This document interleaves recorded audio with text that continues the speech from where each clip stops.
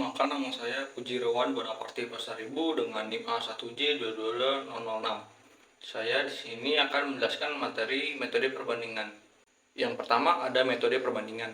Dalam linguistik, metode perbandingan atau metode komparatif adalah sebuah teknik untuk mempelajari perkembangan bahasa-bahasa melalui perbandingan ciri demi ciri dari dua atau lebih bahasa berkerabat yang berasal dari satu bahasa leluhur yang sama.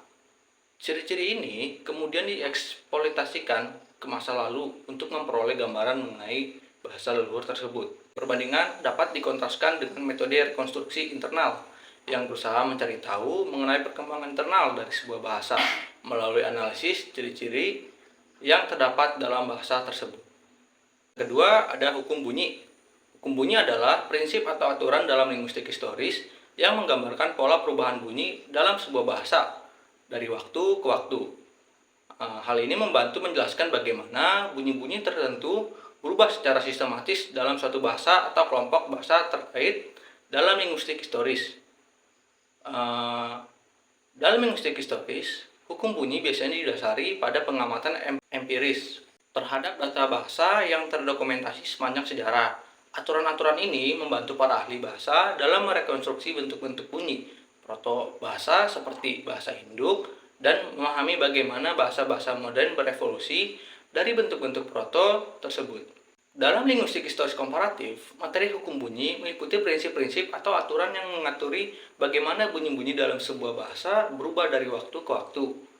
Hal ini mencakup konsep seperti hukum bunyi Grimm dan hukum bunyi Werner dalam studi bahasa Jermanik.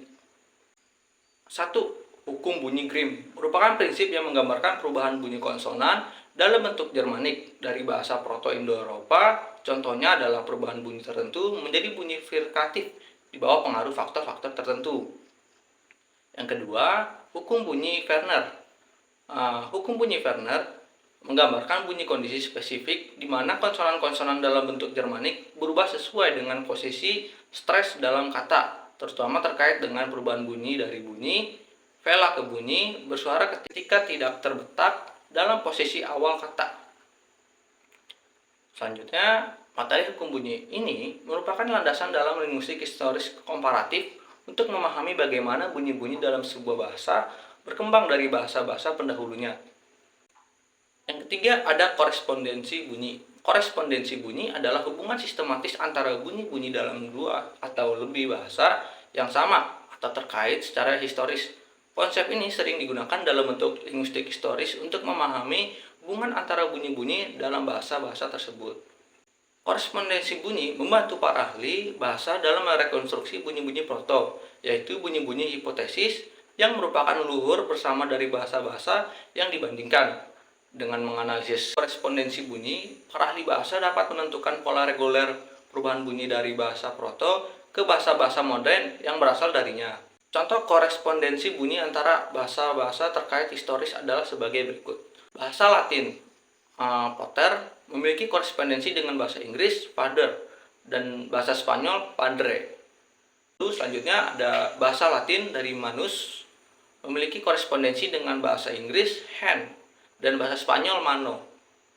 Dalam contoh ini, kita dapat melihat bagaimana bunyi-bunyi tertentu dalam bahasa Latin berkorespondensi dengan bunyi-bunyi dan bahasa-bahasa lain yang berasal dari bahasa Latin tersebut.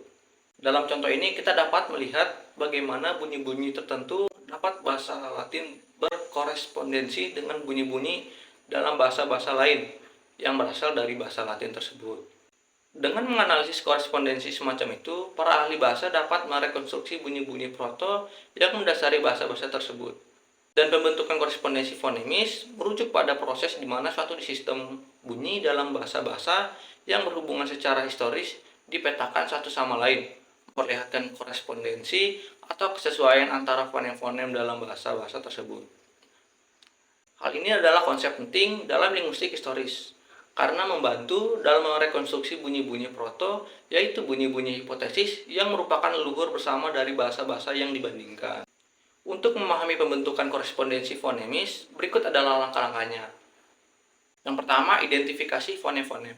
Langkah pertama adalah mengidentifikasi fonem-fonem dalam masing-masing bahasa yang dibandingkan. Fonem adalah unit bunyi terkecil yang dapat membedakan makna antar satu kata dengan kata yang lain dalam satu bahasa.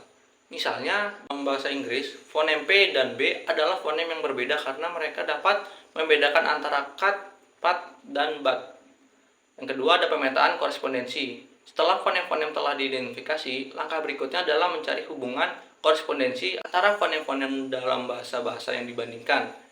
Hal ini dilakukan dengan melihat kata-kata yang memiliki makna yang serupa atau terkait secara semantik dalam bahasa-bahasa tersebut. Kemudian membandingkan bunyi-bunyi yang membentuk kata-kata tersebut. Yang ketiga ada pengamatan proto-reguler. Selanjutnya ahli bahasa mencoba mengamati pola reguler dalam korespondensi fonemis. Hal ini melibatkan identifikasi aturan-aturan umum yang menjelaskan bagaimana fonem-fonem dalam bahasa Indo-Proto berevolusi menjadi fonem-fonem dalam bahasa-bahasa modern. Yang berasal darinya, misalnya pola perubahan bunyi tertentu dari bahasa Proto-Indo-Eropa ke dalam bahasa-bahasa Indo-Eropa modern. Yang keempat ada rekonstruksi bunyi proto. Dengan menggunakan korespondensi fonemis dan pola reguler yang ditemukan, ahli bahasa dapat merekonstruksi bunyi-bunyi proto yang mendasari bahasa-bahasa yang dibandingkan.